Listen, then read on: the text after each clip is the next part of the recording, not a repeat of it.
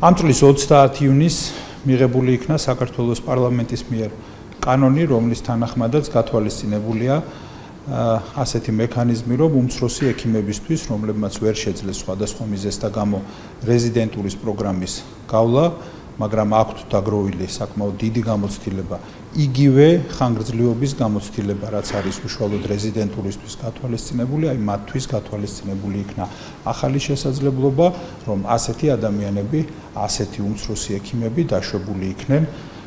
სასერტიფიკაციო გამოცდაზე, რომელიც აუცილებელია თავის მხრივ დამოუკიდებელი საექიმო საქმიანობის განხორციელებისთვის. ამ კანონის მიხედვით გათვალისწინებული იქნა უკვე ჩვენი სამინისტროს ვალდებულება, რომ გამოცემული იქნეს ახალი ნორმატიული აქტი, რომლის მეშვეობითაც დადგინდებოდა ის დეფიციტური პროფესიები, ეგრეთ წოდებული დეფიციტური სპეციალობები, სადაც იქნებოდა ასეთი შესაძლებლობა გათვალისწინებული. შესაბამისად, ჩვენს მიერ დამუშავდა მონაცემები თუ რომელი სპეციალობების მიხედვით არსებობდა გარკვეული ისეთი ვითარება, როდესაც შეინიშნებოდა ექიმების ნაკლებობა და შესაბამისად, სადაც გამართლებული იქნებოდა ამ მექანიზმის გამოყენება, შესაბამისად გამოიცა უკვე მიმდინარე წლის 31 ივლისს შესაბამისი ბრძანება, რომლითაც დარეგულირდა ეს საკითხი, დადგინდა კონკრეტული ჩამონათვალი 18 სპეციალობა, სადაც შეინიშნება დეფიციტები და იმავდროულად განისაზღვრა პროცედურა, თუ როგორ განხორციელდება აი საქართველოს კანონით დადგენილი ეს ერთჯერადი ღონისძიება, რომელიც იმოქმედებს მხოლოდ 2026 წლის 1 ოქტომბრამდე. აქვე დავძენ, რომ მსგავსი მექანიზმი მანამდეც ყოფილა გამოყენებული, თუმცა ამჟამადაც მსგავსი პრობლემის ასე ვთქვათ, ჩანაცვლება რასაკვირველია, რომ ყოველმხრივ გამართლებული გახლავთ. ამრიგად, ამ ცვლილებების შედეგად, რომელიც უკვე დამტკიცებულია და გამოცემულია, შესაბამისად დაახლოებით 800-ია რიცხვი იმ ადამიანებისა, ვიზედაც რეალურად უმცროსი ექიმებისა, რომელზედაც რეალურად შეიძლება გავრცელდეს უკვე ეს ახლა ამოქმედებული ნორმები, მათი ნაწილი,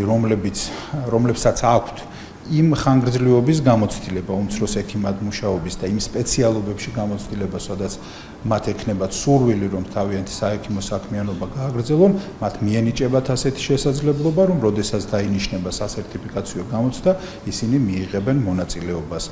რა თქმა უნდა, ამის აუცილებელი წინაპირობა იქნება სასერტიფიკაციო გამოცდების წარმატებით ჩატარება და ბუნებრივია, რომ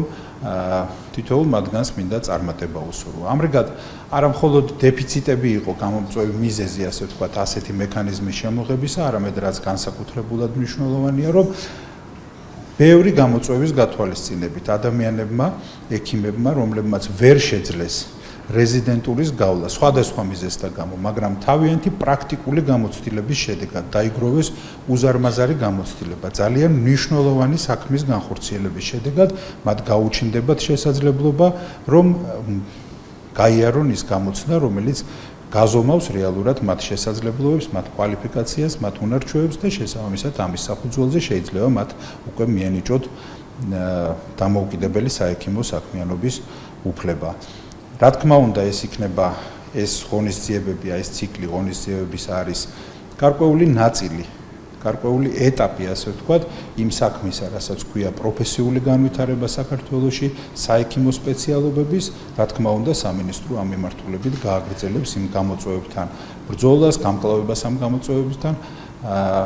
რომლითაც შეიძლება ხასიათდებოდეს სექტორი ეს იმისთვის, რომ საქართველოში საექიმო სპეციალობების, სამედიცინო სპეციალობების მიმართულებით კვალიფიკაცია ექიმებისა მუდმივად უწყვეტად და რაც ყველაზე მეტად მნიშვნელოვანია, სწრაფი ტემპით ვითარდებოდეს. მინდა ყველას, ვინც